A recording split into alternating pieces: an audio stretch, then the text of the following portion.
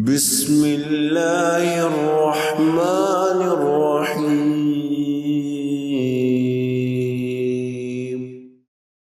نحمده ونصلي على رسوله الكريم اعوذ باللہ من الشیطان الرجیم بسم اللہ الرحمن الرحیم رب اشرح لي صدری ویسر لي امری واحلل عقدۃ من لسانی یفقهوا قولی۔ تمام تر تعریفیں اللہ رب العزت کے لیے ہیں کہ جس نے ہمیں دین اسلام جیسی عظیم نعمت عطا فرمائی ہے، حضور اکرم صلی اللہ علیہ وآلہ وسلم کا امتی بنایا۔ آپ صلی اللہ علیہ وآلہ وسلم نے قرآن کریم کے ذریعے ہدایت کا پیغام ہمیں بھیجا، اور نہ صرف ہمیں یہ سکھایا کہ ہمیں اپنی آخرت کی تعمیر کیسے کرنی ہے، بلکہ یہ بھی سکھایا کہ ہم نے اپنی دنیا کی زندگی کو کن بنیادی ادب آداب کے ساتھ گزارنا ہے جو اللہ تعالیٰ کو پسند ہیں۔ اور ہمارے دین اسلام میں بعض رویے، بعض عادتیں، بعض ایسے اعمال ہیں جن کو ناپسند کیا گیا ہے۔ اس حوالے سے ہمارے یہ سیشن چل رہے ہیں، اور ہم نے اپنے پچھلے سیشن میں سیکھا تھا حضور اکرم صلی اللہ علیہ وسلم کی احادیث کے مطابق کہ کون سے ایسے عمل ہیں جو کہ ایک مسلمان کے کردار، مسلمان کے اخلاق کے منافی ہیں، اور ہمیں اپنے آپ کو اس سے بچا کے رکھنا ہے۔ مثال کے طور پر ہم نے سیکھا کہ آپ صلی اللہ علیہ وسلم کا ارشاد ہے، جس کسی نے تیر اندازی سیکھی اور پھر اس کو چھوڑ دیا وہ ہم میں سے نہیں ہے۔ اور اس حوالے سے تفصیل کے ساتھ میں نے آپ سے شیئر کیا کہ اس حدیث سے ہم یہ سیکھتے ہیں کہ کوئی سکل سیکھنے کے بعد اسے چھوڑ دینا یا ترک کر دینا، نہ اس سے اپنی ذات کو فائدہ پہنچانا اور نہ دوسروں کو اس سے فائدہ پہنچانا، یہ اللہ رب العزت کو ناپسند ہے۔ پھر اسی طرح سے ہم نے سیکھا تھا کہ آپ صلی اللہ علیہ وآلہ وسلم کا ارشاد ہے کہ وہ ہم میں سے نہیں ہے جو شگون لیتا ہے یا جو نجومی کے پاس جاتا ہے یا جو جادو کا استعمال کرتا ہے۔ پھر اسی طرح سے اپنے پچھلے سیشن میں ہم نے یہ بھی سیکھا تھا کہ آپ صلی اللہ علیہ وآلہ وسلم کی احادیث کے مطابق، چونکہ یہ کافی ساری احادیث ہے جو ہم اسٹڈی کر رہے ہیں، وہ ہم میں سے نہیں ہے کہ جو دھوکہ دیتا ہے۔ پھر اسی طرح سے آپ صلی اللہ علیہ وآلہ وسلم کی ایک اور حدیث کے مطابق ہے کہ وہ ہم میں سے نہیں ہے جو جدائی ڈالتا ہے۔ پھر آپ صلی اللہ علیہ وآلہ وسلم نے فرمایا وہ ہم میں سے نہیں ہے جو جھوٹے دعوے کرتا ہے۔ تو آئیے آج اس ڈسکشن کو ہم کمپلیٹ کرتے ہیں، اور یہاں پر 19ویں نمبر پر جو حدیث ہم سیکھتے ہیں وہ آپ صلی اللہ علیہ وآلہ وسلم کا یہ ارشاد ہے، لیس منا من حلف بالامانۃ، وہ ہم میں سے نہیں ہے جو امانت کی قسم کھائے۔ حضور اکرم صلی اللہ علیہ وآلہ وسلم کی یہ جو حدیث ہے یہ حسن یا صحیح کے درجے پر ہے، اور اس حدیث میں آپ صلی اللہ علیہ وآلہ وسلم نے امانت یعنی ایمانداری، دیانتداری پر غیر ضروری قسم کھانے کو منع فرمایا ہے۔ پہلے ہم سمجھ لیتے ہیں کہ یہ ہے کیا۔ عربز کا یہ طریقہ کار تھا کہ جب اپنی بات کا کسی کو یقین دلانا ہوتا تو وہ کہتے قسم ہے امانت کی، یا جیسے ہم کہیں قسم ہے سچ کی، یا ہم یہ کہیں کہ قسم ہے بہترین اخلاق کی۔ اور یہ وہ اس لیے اس طرح سے کہتے تھے کہ اس کا مقصد دوسرے کو یقین دلانا ہوتا تھا کہ ہم جو بات کر رہے ہیں اس میں وزن ہے اور وہ سچ ہے۔ تو یہاں پر حضور اکرم صلی اللہ علیہ وسلم اپنی اس حدیث میں یہ واضح کرتے ہیں کہ ہم میں سے وہ نہیں ہے جو شخص امانت پر قسم کھائے۔ پہلی بات تو یہ ہے قسم کھانے کی ضرورت ہی نہیں پڑنی چاہیے۔ مسلمان اپنی بات کا اتنا پکا ہونا چاہیے، اپنے قول کا اتنا سچا ہونا چاہیے کہ قسم کھائے بغیر اس کی بات پر اعتبار کیا جا سکتا ہو۔ لہٰذا امانت ایسی چیز ہے جسے اعتماد اور اخلاقی ذمہ داری کے ساتھ نبھایا جاتا ہے۔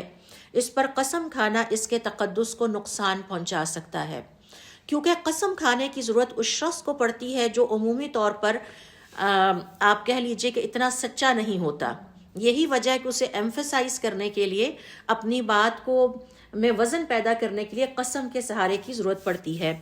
اب اگر کوئی شخص اپنی بات کو سچ ثابت کرنے کے لیے امانت کے نام پر قسم کھائے اور پھر اس کے بعد وہ اس بات کو پورا نہ کر سکے یا اس میں اس کی غلط بیانی ثابت ہو جائے، تو اس سے ظاہر ہے کہ اخلاقی اقدار سے دوسروں کا جو اعتماد ہے وہ اٹھنے لگتا ہے، اور پھر اس کی شرعی اہمیت بھی قسم کھاتے ہیں جو کہ غلط ہے۔ ہاں جی، اور لہٰذا یہ حدیث ہمیں یہ سکھاتی ہے، یہ تعلیم دیتی ہے کہ اس کا مقصد بنیادی طور پر معاشرے میں اعتماد پیدا کرنا ہے، ایمانداری اور اخلاقی حدود کو قائم کرنا ہے۔ یہ حدیث ہمیں تعلیم دیتی ہے کہ امانت کی حرمت کا ہمیں ادراک ہونا چاہیے۔ امانت یا سچ یا دیانتداری مقدس اقدار ہیں، یہ مذہبی اقدار بھی ہیں اور یہ معاشرتی اقدار بھی ہیں، یعنی ریلیجس ویلیوز بھی ہیں اور سوشل ویلیوز بھی ہیں، جس پر قسم کھانا درست نہیں ہے، کیونکہ لوگ اخلاقی اقدار کو ہلکا سمجھنے لگیں گے۔ مثال کے طور پر اگر کسی سیشن میں کسی جگہ بیٹھ کے میں یہ قسم کھاتی ہوں اور وہاں میرے اسٹوڈنٹس بھی بیٹھے ہیں اور کل کو وہ بات غلط ثابت ہو جاتی ہے، تو گویا میں نے استاد ہونے کے ناطے اپنے اسٹوڈنٹس کو ایک میسج دیا، ایک پیغام دیا کہ ہمیں اخلاقی اقدار کی کوئی بہت زیادہ اہمیت نہیں ہے، نہ ہی ہمیں ان کو اہمیت دینی چاہیے۔ جھوٹ اور مبالغے سے بچاؤ کے لیے ضروری ہے۔ قسم کے ذریعے مبالغہ پیدا ہوتا ہے اور مبالغہ جھوٹ ہی کی ایک شکل ہے۔ لوگ جانیں گے کہ آپ ایماندار ہیں اور غیر ضروری قسم نہیں کھاتے۔ جب ہم قسم نہ کھانے کی عادت اپنے آپ کو ڈالیں گے تو اس سے لوگوں میں مسلمان کے بارے میں ایک اعتماد پیدا ہوتا ہے کہ یہ اپنی بات کا سچا ہے اور دیانتدار ہے، قسم نہ بھی کھائے تو آپ کی بات پر یقین کریں گے۔ نوجوانوں میں یا ینگ جنریشن میں سچائی اور ایمانداری کی تربیت پیدا ہوتی ہے اس حدیث پر عمل کرنے سے، اور امانت اور اخلاق کو شرعی دائرے میں رکھنا ہمیں آنا چاہیے۔ غیر ضروری قسم کھانے سے گناہ کی روک تھام ہوتی ہے۔ جھوٹ یا مبالغے سے پاک زندگی دل کو سکون دیتی ہے اور آدمی اپنی باتوں میں سچائی کو پریکٹس کرنے لگتا ہے اور اس کی عادت ڈال لیتا ہے، اور حضور اکرم صلی اللہ علیہ وسلم کی تعلیمات پر عمل کرنے سے ظاہر ہے کہ اللہ تعالیٰ کا تقرب بھی اور اللہ تعالیٰ کی رضا بھی حاصل ہوتی ہے۔ اس کے بعد 20ویں حدیث دیکھیے اسی ٹاپک پہ، جس میں حضور اکرم صلی اللہ علیہ وسلم فرماتے ہیں، اور پھر ہم اس کی تشریح بھی ڈیٹیل میں دیکھیں گے۔ آپ صلی اللہ علیہ وآلہ وسلم کا ارشاد ہے، لیس منا من عمل بسنت غیرنا، وہ ہم میں سے نہیں ہے جو دوسروں یعنی غیر مسلموں کے طریقوں کی پیروی کرتا ہے، غیر مسلموں کے طور طریقوں کو اپناتا ہے۔ یہ حضور اکرم صلی اللہ علیہ وسلم کی حدیث ہے، سنن ابی داؤد میں اور المعجم الاوسط للطبرانی میں یہ ہمیں ملتی ہے۔ اور یہاں پر ایک اور اہم بات ہے کہ آپ صلی اللہ علیہ وسلم کی اس حدیث کے حوالے سے مسلمان علماء کا کہنا ہے کہ یہ حدیث ہمیں دعوت دیتی ہے کہ مسلمانوں کی ایک واضح اپنی دینی یعنی ریلیجس اور تہذیبی آپ کہہ سکتے ہیں سوشل یا تہذیب کے اعتبار سے ان کی اپنی شناخت ہے، آئیڈینٹی ہے۔ اٹ مینس کہ ہماری اپنی ایک ریلیجس آئیڈینٹی ہے، ہماری اپنی ایک مذہبی شناخت ہے اور ہماری اپنی اسلامی تہذیب کی ایک شناخت ہے۔ تو جب آپ صلی اللہ علیہ وسلم یہ فرماتے ہیں وہ ہم میں سے نہیں جو ہمارے علاوہ یعنی نان مسلمز کے طریقوں پر طور طریقوں پر چلتا ہے یا عمل کرتا ہے، تو اس کا مطلب یہ ہے کہ ہمارے اوپر یہ فرض عائد ہوتا ہے کہ ہم اپنے طور طریقوں جو کہ دین اسلام کے طور طریقے ہیں اور جنہیں ہم عرف عام میں کہتے ہیں حضور اکرم صلی اللہ علیہ وسلم کی سنتیں، انہیں اپنے ماحول میں زندہ کریں، ان سے ہم پہچانے جائیں اور ان کو ہم پریکٹس کریں تاکہ آنے والی نسلیں ہم سے ہمارے دینی طور طریقے یا دوسرے الفاظ میں حضور اکرم صلی اللہ علیہ وسلم کی سنتیں سیکھیں۔ مثال کے طور پر ہمارے بچوں کو پتہ ہونا چاہیے کہ گڈ مارننگ کی بجائے ہم نے کہنا ہے السلام علیکم ورحمۃ اللہ وبرکاتہ، ہیلو ہائے کہنے کی بجائے ہم نے کہنا ہے السلام علیکم ورحمۃ اللہ وبرکاتہ۔ تو یہ جو آپ صلی اللہ علیہ وسلم کی حدیث ہے کہ وہ ہم میں سے نہیں جو ہمارے علاوہ دوسروں یعنی نان مسلمز کے طور طریقوں پر عمل کرتا ہے، اس کا یہ مطلب ہے۔ لہٰذا اس حدیث سے ہمیں اس بات کی تعلیم ملتی ہے کہ مسلمان اپنی عبادات، تہواروں، مذہبی شعائر اور طرز زندگی میں غیر مسلم اقوام کی نقالی نہ کریں، چاہے وہ یہودی ہیں، چاہے وہ عیسائی ہیں، چاہے وہ کفار ہیں، چاہے وہ بدھسٹ مذہب کے ہیں، چاہے وہ ہندو ہیں۔ اگر مسلمان ان غیر مسلم اقوام کے طور طریقوں کی پیروی کرتے ہیں تو آپ صلی اللہ علیہ وسلم کی یہ حدیث ان مسلمانوں کے لیے ہے کہ وہ ہم میں سے نہیں ہے جو غیر مسلموں کے طور طریقوں پر چلتا ہے۔ یہاں میں پھر کلیئر کر دوں، اپنے ویری فرسٹ جو سیشن تھا ہم نے اس میں سیکھا تھا لیس منا کا کیا مطلب ہے. تو علماء کرام کا کہنا ہے لیس منا کا مطلب ہے کہ ایسے شخص کا ایمان ناقص ہے، مکمل نہیں ہے، اور چونکہ اس کا ایمان ناقص ہے لہٰذا آخرت میں اس کا ریوارڈ بھی ناقص ہوگا، اس کو جو ریوارڈ ملے گا اس میں عذاب بھی ہوگا. جتنے یہ طور طریقے ہم دوسروں کے اختیار کرتے ہیں، جس میں ہیپی برتھ ڈے بھی شامل ہے، جس میں ان کے طور طریقوں کے مطابق شادیاں کرنا بھی شامل ہے، رسم و رواج بھی شامل ہے، ان ساری نافرمانیوں کو معمولی نہ سمجھا جائے.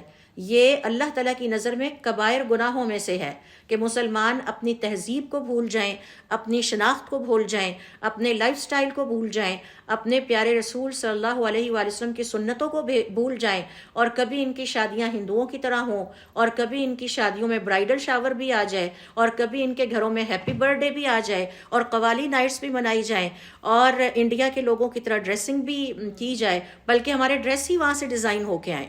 یعنی مروبیت کی حد یہ ہے کہ ہم اپنے ملک کا ڈریس بنا کر بھی جو ہے وہ پہننے کو عار سمجھتے ہوں.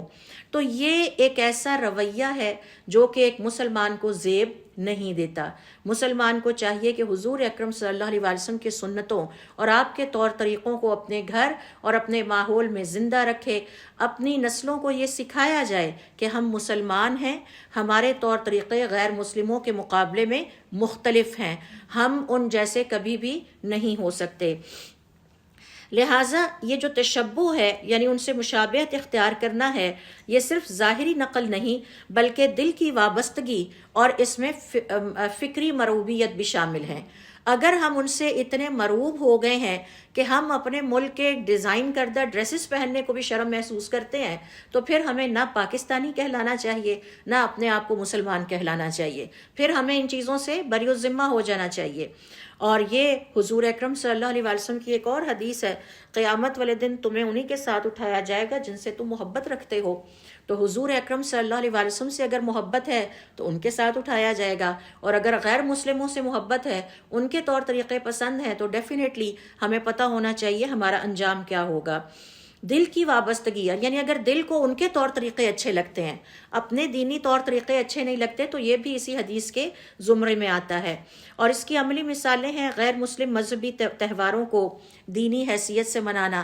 دیکھا کہ وہ ہیپی نیو ایئر مناتے ہیں تو ہم نے بھی منانا شروع کر دیا، وہ ویلنٹائن ڈے مناتے ہیں تو ہم نے بھی منانا شروع کر دیا، وہ برائیڈل شاور مناتے ہیں تو اب ہمارے شادی بیاہ کے فنکشن میں ایک فنکشن کا مزید اضافہ ہو گیا کہ ہم نے بھی برائیڈل شاور کرنا ہے.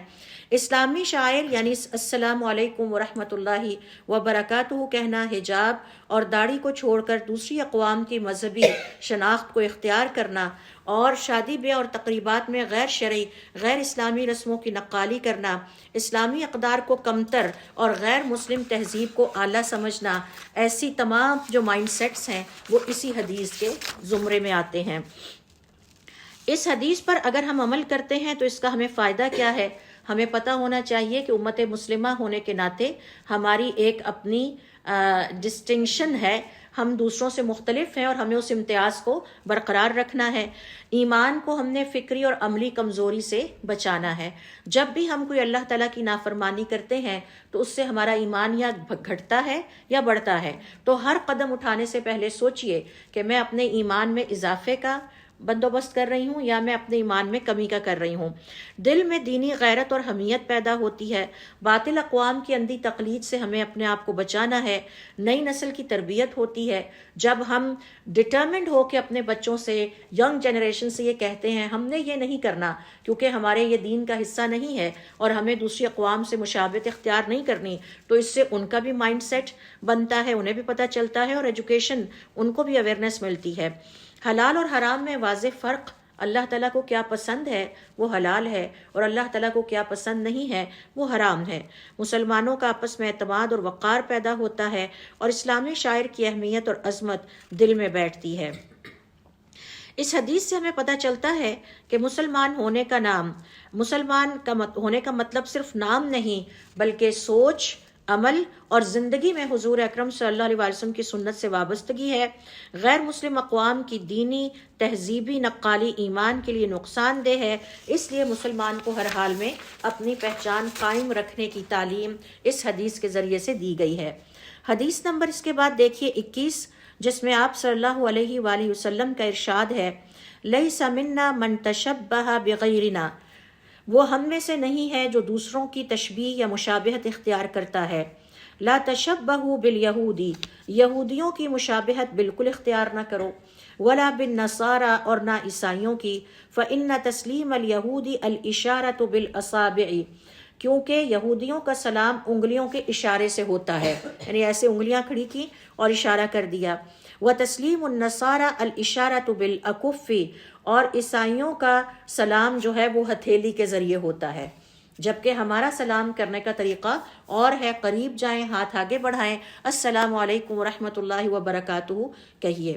تو یہ ہے حضور اکرم صلی اللہ علیہ وآلہ وسلم کی ایک اور حدیث کہ جس میں ہمیں یہ تعلیم دی گئی ہے کہ ہم اپنی الگ شناخت کو قائم رکھیں، کسی بھی شکل میں نان مسلمز والے طور طریقے اختیار کرنا، لائف سٹائل اختیار کرنا، یہ ہمارے لیے جائز نہیں ہے۔ اور اس حدیث میں خاص طور پر یہود و نصارہ کے مخصوص طریقوں، ان کے سلام کے مخصوص طریقوں اور ان کے دور میں ان کی مذہبی اور تہذیبی علامت سے متعلقہ جتنے بھی چیزیں تھیں اس کے حوالے سے مسلمان کو حکم دیا گیا کہ وہ اسلامی طریقہ سلام یعنی السلام علیکم ورحمۃ اللہ وبرکاتہ اختیار کریں۔ تو یہ ایک اور حدیث ہے جس سے ہم سیکھتے ہیں کہ ہمیں کس طرح خاص طور پر جو یہودی اور عیسائی ہیں ان کے طور طریقوں سے بچنے کی تاکید کی گئی ہے۔ اس کے بعد دیکھیے 22ویں نمبر پر حضور اکرم صلی اللہ علیہ وآلہ وسلم کی ایک اور حدیث ہے جس میں آپ صلی اللہ علیہ وآلہ وسلم فرماتے ہیں، لیس منا من دعا الی عصبیت، وہ ہم میں سے نہیں ہے جو عصبیت کی طرف بلائے۔ یہ عصبیت نسل کے لیے بھی ہو سکتی ہے، قوم کے لیے بھی ہو سکتی ہے، خاندان کے لیے بھی ہو سکتی ہے، یا کسی خاص گروپ کے لیے بھی ہو سکتی ہے۔ وہ گروپ سیاسی بھی ہو سکتا ہے، وہ گروپ کوئی اور بھی ہو سکتا ہے۔ تو آپ صلی اللہ علیہ وآلہ وسلم کا ارشاد ہے، وہ ہم میں سے نہیں جو عصبیت کی طرف بلائے، اور پھر فرمایا اور وہ ہم میں سے نہیں جو عصبیت پر لڑے، اور وہ بھی ہم میں سے نہیں جو عصبیت پر مرے۔ عصبیت کا مطلب کیا ہے؟ تعصب کا مطلب کیا ہے؟ اندھی حمایت، بلائنڈ سپورٹ کرنا کسی کو۔ اندھی حمایت سے مراد یہ ہے کہ اگر مجھے اپنی، آپ سمجھتے نا ذات برادری کس کو کہتے ہیں، اپنا جو خاندان یا فیملی ہے، اگر مجھے اپنی ذات برادری پسند ہے، میں اس سے محبت کرتی ہوں، میں اس کو اون کرتی ہوں، اب میں ہمیشہ ان کی اندھی حمایت کروں، چاہے وہ غلط ہوں لیکن میں ان کو صحیح ہی کہوں، صحیح ہوں تو بھی صحیح کہوں، اور غلط ہوں تو بھی ان سے کہوں آپ بالکل ٹھیک کہہ رہے ہیں۔ یہ ہے اندھی حمایت، اور اس کو کہتے ہیں تعصب، اور اس تعصب کی اسلام میں کوئی اجازت نہیں ہے۔ ہونا یہ چاہیے کہ ہم حق بات کریں، جب کوئی ہمارا پسندیدہ ترین انسان بھی صحیح بات کرے تو ہم اس کی ہاں میں ہاں ملائیں، اور اگر وہ غلط بات کرے تو ہم اس کو پیار محبت سے سمجھائیں کہ نہیں یہ بات غلط ہے، آپ اس سے باز آ جائیں۔ حضور اکرم صلی اللہ علیہ وآلہ وسلم اپنی ایک اور حدیث میں فرماتے ہیں، انصر اخاک، اپنے بھائی کی مدد کرو، خواہ وہ ظالم ہو یا مظلوم۔ تو صحابہ اکرام رضوان اللہ علیہ مجمعین نے حیرت سے پوچھا، یہ مظلوم کی مدد کرنا تو ہمیں سمجھ میں آتا ہے، ظالم کی مدد کرنے کی بات تو ہمیں سمجھائیے۔ تو آپ نے فرمایا کہ جب وہ کسی غلطی کا ارتکاب کرے تو تم اس کی اصلاح کرو۔ لیکن اگر ہم کسی کی محبت میں، وہ ہمارے دوست احباب بھی ہو سکتے ہیں، ہمارے رشتہ دار بھی ہو سکتے ہیں، وہ ہماری کوئی کرکٹ ٹیم بھی ہو سکتی ہے جس کو ہم بہت پسند کرتے ہیں، اور ہم ہمیشہ ثابت کریں کہ یہی ٹھیک ہے، ان سے کبھی کوئی غلطی نہیں ہوئی، یہ وہ اندھا تعصب ہے، یہ وہ عصبیت ہے جس کے بارے میں اس حدیث میں بات کی گئی ہے کہ وہ ہم میں سے نہیں جو عصبیت یعنی کسی نسل کی اندھی حمایت، قوم، خاندان یا گروہ کی اندھی حمایت کی طرف بلائے، وہ ہم میں سے نہیں جو عصبیت پر لڑے، اور وہ بھی ہم میں سے نہیں جو عصبیت پر مرے۔ یہ حدیث اسلام کے اس پیغام کو واضح کرتی ہے کہ اسلام انسانوں کو رنگ، نسل، زبان اور قوم کی بنیاد پر تقسیم نہیں کرتا۔ یہ سوچ رکھنا کہ یہ میرے خاندان کے لوگ ہیں، ان سے تو میں نے اچھا سلوک کرنا ہے، اور وہ میرے خاندان کے نہیں ہیں، ان سے میں نے کبھی بھی اچھا سلوک نہیں کرنا. یہ سوچ ہی غلط ہے، اور یہ تعصب یا اندھی عصبیت یا اندھے تعصب کے زمرے میں آتی ہے. اسلام تقوی کو معیار بناتا ہے، عدل کو، ہمیں عدل و انصاف سے کام لینا چاہیے، اور حق کو معیار بناتا ہے. تعصب یا اندھی حمایت سے مراد کسی گروہ، قوم، خاندان یا مسلک کی اندھی حمایت ہے، چاہے وہ حق پر ہوں یا باطل پر ہوں. حضور اکرم صلی اللہ علیہ وسلم نے ایسی اندھی حمایت کو سختی سے رد فرمایا، کیونکہ یہ ظلم، نفرت، ناانصافی کی بنیاد بنتی ہے اور معاشرے میں انتشار کو جنم دیتی ہے. عصبیت کی چند مثالیں جو ہماری سوسائٹی میں آج کل ہمیں نظر آتی ہیں. مثال کے طور پر کسی کو محض اس کی قوم یا نسل کی بنیاد پر بہتر یا کمتر سمجھنا، یہ سمجھنا کہ اس کا تعلق تو فلاں ذات برادری سے ہے لہٰذا یہ انفیریئر ہے اور فلاں سپیریئر ہے کیونکہ اس کا تعلق فلاں قوم سے ہے. خاندانی عصبیت کی مثال یہ ہے کہ اپنے رشتہ دار کو غلطی پر ہونے کے باوجود درست قرار دینا. لسانی یا زبان کی بنیاد پر عصبیت یہ ہے کہ اپنی زبان بولنے والے کو ہر چیز میں فوقیت دینا اور دوسروں کو حقیر سمجھنا، صرف اس وجہ سے کہ وہ پشتو سپیکنگ ہے، ہماری والی زبان نہیں بولتے، ہم پنجابی سپیکنگ ہے لہٰذا ہم پنجابی سپیکنگ میں ہر کسی کو پنجابی بولنے والے کو پریفر کریں گے. یہ لسانی عصبیت ہے. سیاسی یا جماعتی عصبیت یہ ہے کہ اپنی محبوب پارٹی یا گروہ کو درست سمجھنا، چاہے وہ ظلم پر ہی کیوں نہ ہو. تو اس کی گنجائش ہمارے پاس اسلام میں نہیں ہے، اور یہ بھی کبیرہ گناہوں میں سے ایک ہے، اور یہ بھی آخرت کے عذاب کو لانے والے گناہوں میں سے ایک ہے. اب مسلکی عصبیت یہ ہے کہ اپنے مسلک کو سب سے اچھا سمجھنا، اور اس بیماری میں دیندار لوگ مبتلا ہوتے ہیں کہ ہم چونکہ دیندار ہیں اور فلاں مسلک سے ہمارا تعلق ہے تو باقی سب کافر ہیں. یہ آپ کو تعصب ان کی زبانوں میں، ان کے الفاظ میں، ووکیبلری میں بھی ریفلیکٹ ہوتا نظر آئے گا. اسلام ہر قسم کی اندھی عصبیت کو رد کرتا ہے. مثال کے طور پر میں سلیکشن بورڈ میں بیٹھی ہوں اور میں انٹرویوز کر رہی ہوں، محض میں کسی خاتون کو اس لیے رد کر دوں باوجود اس کے کہ وہ لائق تھی کہ جی وہ تو سرائکی بولنے والی ہے، ہم تو پنجابی، میں تو پنجابی والوں کو رکھوں گی. کیوں؟ کیونکہ میں پنجابی ہوں. تو ہر قسم کا جو عصبیت ہے، اندھی حمایت ہے، اسلام اس کو رد کرتا ہے. حق اور باطل کا معیار نسب یا تعلق نہیں بلکہ حق ہے. عصبیت امت میں نفرت اور تفرقہ پیدا کرتی ہے. مسلمان کا تعلق عدل اور سچائی کے ساتھ ہوتا ہے، گروہ بندی کے ساتھ نہیں. کسی بھی شکل میں گروہ بندی کو نہ ہمیں سپورٹ کرنا چاہیے، نہ ہمیں اس کے لیے کام کرنا چاہیے. عصبیت پر لڑنا اسلامی اخوت کے خلاف ہے. اللہ نے ہمیں ایک گروپ بنایا ہے اور ایک قوم بنایا ہے، ایک ملت بنایا ہے. اب اس کو زبان کی بنیاد پر تقسیم کر دینا یا خاندان کی بنیاد پر یا برادری کی بنیاد پر تقسیم کرنے کی اجازت ہمیں دین نہیں دیتا. عصبیت پر لڑنا، عصبیت انسان کو ظلم کی حمایت تک لے جاتی ہے. اب چونکہ مجھے اپنے بہن بھائی پسند ہیں، ان سے میرا تعلق ہے، لہٰذا میں ہر جگہ ان کو ڈیفینڈ کروں گی چاہے وہ غلط ہی کیوں نہ ہو. یہ عصبیت ہے. حضور اکرم صلی اللہ علیہ وسلم نے عصبیت کو جاہلیت کا عمل قرار دیا اور تعصب پر مرنا ایمان کے کمال کے خلاف ہے. یعنی ایمان ناقص ہوتا ہے اور آخرت کا عذاب اس کی وجہ سے واجب ہوتا ہے. یہ حدیث ہمیں انصاف پسند بننے کی ترغیب دیتی ہے اور غیر جانبدار بننے کی تربیت دیتی ہے. امت کی وحدت کی حفاظت کے لیے ہمیں تعصب کا راستہ یا عصبیت کا راستہ چھوڑنا ہوگا. حضرت عمر رضی اللہ تعالیٰ عنہ فرماتے ہیں، حق کو پہچانو، حق والوں کو خود ہی پہچان لوگے. تم حق کو پہچان لو تو حق والوں کی پہچان تمہیں ہو جائے گی. امام حسن بصری رحمۃ اللہ علیہ فرماتے ہیں، جاہلیت کی پہچان یہ ہے کہ آدمی حق کو چھوڑ کر اپنے گروہ کی حمایت کرے. یہ ہے ہمارے پاس حدیث نمبر 22 اس موضوع کے حوالے سے.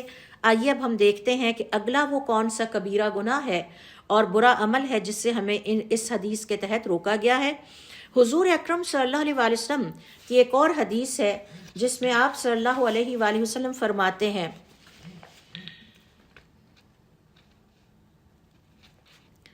لیس منا من لا یؤمنون بالقضاء والقدر. وہ ہم میں سے نہیں ہیں جو اللہ تعالیٰ کی تقدیر پر یقین لانے والے نہیں ہیں. اللہ تعالیٰ کی تقدیر پر یقین لانے والے نہیں ہیں. آپ جانتے ہیں کہ تقدیر پر ایمان لانا ہمارے ایمان کے جو ڈفرینٹ کمپوننٹس ہیں ان میں سے ایک ہے. آمنت باللہ و ملائکتہ و کتبہ و رسلہ، اور ہم کہتے ہیں والقدر خیرہ و شرہ، اے اللہ تعالیٰ جو تو نے میری تقدیر میں اچھا یا برا لکھ دیا میں اس پر ایمان لاتی ہوں اور میں اس کو قبول کرتی ہوں۔ اور اس حوالے سے حضور اکرم صلی اللہ علیہ وسلم کی ایک اور حدیث ہے جس میں آپ صلی اللہ علیہ وسلم فرماتے ہیں کہ اللہ تعالیٰ نے سب سے پہلے قلم کو پیدا فرمایا، پھر اس سے فرمایا لکھو۔ قلم نے عرض کیا اے میرے رب کیا لکھوں؟ اللہ تعالیٰ نے فرمایا قیامت تک ہونے والی ہر چیز کی تقدیر لکھ دو۔ یہ ہے وہ حدیث۔ پھر فرمایا جو شخص اس عقیدے کے علاوہ کسی اور عقیدے پر مرے وہ ہم میں سے نہیں ہے۔ تو اگر کوئی شخص تقدیر پر یقین نہیں لاتا، تقدیر کو جھٹلاتا ہے، تو وہ امت مسلمہ میں سے نہیں ہے۔ اس حدیث سے ہمیں یہ تعلیم ملتی ہے کہ ہر چیز اللہ تعالیٰ کے علم، ارادے اور فیصلے سے پہلے سے لکھی جا چکی ہے۔ اللہ تعالیٰ نے یہ لکھوا دیا ہے میری عمر کتنی ہوگی، میرا رزق کتنا ہوگا، میرے اولاد کتنی ہوگی نہیں ہوگی، بیٹیاں ہوں گی بیٹے ہوں گے، سب کچھ اللہ تعالیٰ نے لکھ دیا ہے۔ اور قلم کا سب سے پہلے پیدا کیا جانا اس بات کی دلیل ہے کہ یہ جو کائنات کا نظام چل رہا ہے جس کا میں اور آپ حصہ ہیں، یہ اتفاقیہ نہیں ہے، بلکہ یہ اللہ تعالیٰ نے مکمل پلاننگ کے ساتھ اس نظام کو چلا رکھا ہے۔ یہاں پر ایک مثال آپ کے ساتھ شیئر کروں گی تقدیر کو سمجھنے کے لیے۔ ایک طالب علم پوری محنت کرتا ہے مگر نتیجہ اس کی توقع کے مطابق نہیں آتا۔ مومن یہ مانتا ہے کہ محنت کرنا اس کا فرض تھا، نتیجہ اللہ تعالیٰ کی تقدیر کے مطابق آیا، اس لیے وہ مایوس نہیں ہوتا۔ اسی طرح سے دو افراد ایک جیسی احتیاط کے باوجود دو مختلف اوقات پر وفات پاتے ہیں۔ ہم نے دیکھا کورونا میں بہت سارے لوگ سروائیو بھی کر گئے اور کورونا میں بہت سارے لوگوں کی کورونا کی وجہ سے ڈیتھ بھی آ گئی۔ تو حقیقت بات یہ ہے کہ موت بیماری سے نہیں آتی، موت اللہ تعالیٰ کے حکم سے آتی ہے۔ بعض اوقات میاں بیوی میڈیکلی بالکل فٹ ہوتے ہیں لیکن ان کے ہاں اولاد نہیں ہوتی، یہ اللہ تعالیٰ کا حکم ہے۔ یہ اس بات کی دلیل ہے کہ زندگی اور موت کا وقت پہلے سے لکھا جا چکا ہے۔ تقدیر پر ایمان لانا ہمارے ایمان کا، ایمان بالغیب جو ہے اس کا لازمی حصہ ہے۔ کائنات میں کوئی بھی چیز اتفاقاً نہیں ہے۔ قلم کا ذکر علم الہی کی وسعت کو ظاہر کرتا ہے۔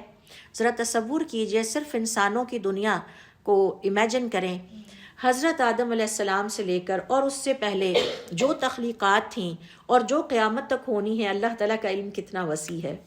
اور اس کائنات کو پھر ذرا آپ ہر ڈائمنشن سے دیکھیں کہ اللہ کا علم کتنا وسیع ہے۔ انسان کو غرور اور تکبر سے تقدیر پر ایمان لانا بچاتا ہے۔ جو کچھ میرے پاس ہے میری عقل کی وجہ سے نہیں ہے، یہ اللہ کی دین ہے، لہٰذا میرے پاس غرور کرنے اور تکبر کرنے کی کوئی گنجائش نہیں ہے۔ مصیبت میں صبر اور آسانی میں شکر کی ترغیب ہمیں ملتی ہے۔ جب ہمیں پتہ چل جائے کہ ہمارے پاس جو کچھ بھی ہے یہ اللہ کی دین ہے، تو اب اگر مصیبت آ جائے تو وہ بھی اللہ کی دین ہے، پھر بھی صبر کریں، اور اگر اچھے وقت آ جائیں تو شکر ادا کریں، لیکن تکبر کرنا یا غرور کرنے کی گنجائش ہمارے پاس نہیں ہے۔ اور انسان کو اپنی ذمہ داری ادا کرنے اور نتیجہ اللہ پر چھوڑنے کی تعلیم ملتی ہے۔ میرا کام ہے میں محنت پوری کروں، آگے مجھے نہیں پتا کہ اللہ تعالیٰ مجھے کس طرف لے کر جانا چاہتا ہے۔ دل میں سکون اور اطمینان پیدا ہوتا ہے۔ یہ حدیث اہل سنت کے عقیدہ تقدیر کی مضبوط دلیل ہے۔ اس کے بعد دیکھیے 24ویں نمبر پر جس حدیث کا ہم مطالعہ کریں گے، آپ صلی اللہ علیہ وسلم کا ارشاد ہے لیس منا من تشبہ بغیرنا، وہ ہم میں سے نہیں ہے، لیس منا من اکتوى او استرقى، وہ ہم میں سے نہیں ہے جس نے غیر شرعی طریقوں سے علاج کرایا۔ اور ان میں آپ صلی اللہ علیہ وسلم کے الفاظ ہیں من اکتوى، جس نے لوہا گرم کر کے لگوایا، او استرقى، یا جس نے دم درود کے ذریعے علاج کروایا۔ حضور اکرم صلی اللہ علیہ وسلم کی یہ بالکل صحیح حدیث ہے، صحیح بخاری میں یہ آتی ہے۔ آئیے دیکھیں کہ اس کا مطلب کیا ہے۔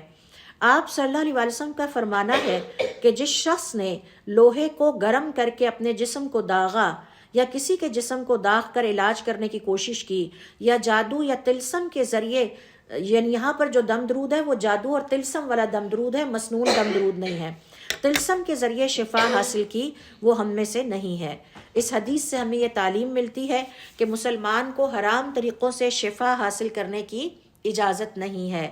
اور زمانہ جاہلیت میں جو حرام طریقے تھے ان میں سے لوہے کو گرم کر کے داغا جاتا تھا جسم کو، اور اس کے علاوہ جو جھاڑ پھونک ہے وہ طلسم اور جادو کی جھاڑ پھونک کی جاتی تھی، اس سے روکا گیا ہے، شرع سے روکا نہیں گیا۔ اسلام ہر قسم کے شرک کو مٹانے کے لیے آیا ہے، ان میں وہ شرکیہ امور بھی شامل ہیں جو بعض اوقات علاج اور شفا طلب کرنے کے لیے اختیار کیے جاتے ہیں، مثلا لوہے کو تپا کر بیمار عضو پر رکھنا تاکہ خون رک جائے، یا رگ کٹنے سے بچے لیکن اس سے علاج ہو جائے، یا ایسے جھاڑ پھونک کرائی جائے جو جادو اور طلسم پر شامل ہو، اس سے اسلام نے ہمیں سختی کے ساتھ روکا ہے۔ اور اس کی مثالیں جو وہاں پر پائی جاتی تھی عرب جاہلیت میں، کہ وہ درد سر کے لیے جادوئی طلسم پھونکا کرتے تھے، جادو کے کچھ کلمات تھے جو وہ پھونکا کرتے تھے، اور جسم پر گرم لوہا لگوا کر داغا جاتا تھا، اور یہ سب اعمال حدیث کے مطابق کرنے والا ہم مسلمانوں میں سے نہیں ہے۔ تو مسلمان کو حرام طریقے سے شفا لینے سے روکا گیا ہے، حرام طریقوں سے کبھی بھی شفا نہ لی جائے، چاہے وہ جھاڑ پھونک حرام الفاظ پر مبنی ہو، یا دم درود حرام الفاظ پر مبنی ہو، یا چاہے وہ کچھ کھانے کے لیے کوئی حرام چیز ہو۔ اللہ تعالیٰ پر ایمان اور توکل کو ہمیں مضبوط رکھنا چاہیے، اور جادو اور طلسم اور اس طرح کی چیزوں کا سہارا نہیں لینا چاہیے۔ حضور اکرم صلی اللہ علیہ وسلم نے جو مسنون طریقہ علاج بتائے ہیں اور جن کو آپ نے افہم اور کنفرم کیا ہے، ہم صرف انہی کو اختیار کریں، اور بیماری کے وقت صبر کریں، اور علاج کے ساتھ اللہ تعالیٰ سے دعا کریں، اور اللہ تعالیٰ پر توکل کریں، ناپسندیدہ خرافات اور غلط روایات سے بچنے کی ہمیشہ کوشش کی جائے۔ تو یہ ہے حضور اکرم صلی اللہ علیہ وسلم کی حدیث، کہ جس کے مطابق آپ صلی اللہ علیہ وسلم نے فرمایا وہ ہم میں سے نہیں ہے جو لوہا گرم کر کے اپنے جسم کو داغتا ہے علاج کے لیے، یا دوسرے کے جسم کو داغتا ہے، یا پھر جادو اور طلسم پر مبنی جھاڑ پھونک کرتا ہے۔ اس کے بعد دیکھیے ہمارے پاس جو اگلی حدیث ہے نمبر 25، وہ ہے آپ صلی اللہ علیہ وسلم کا فرمانا، من حمل علینا السلاح فلیس منا، جو ہم پر ہتھیار اٹھاتا ہے وہ ہم میں سے نہیں ہے۔ یہ بھی کبیرہ گناہوں میں سے ایک ہے، یعنی جو شخص ہم مسلمانوں پر ہتھیار اٹھائے وہ ہم میں سے نہیں ہے۔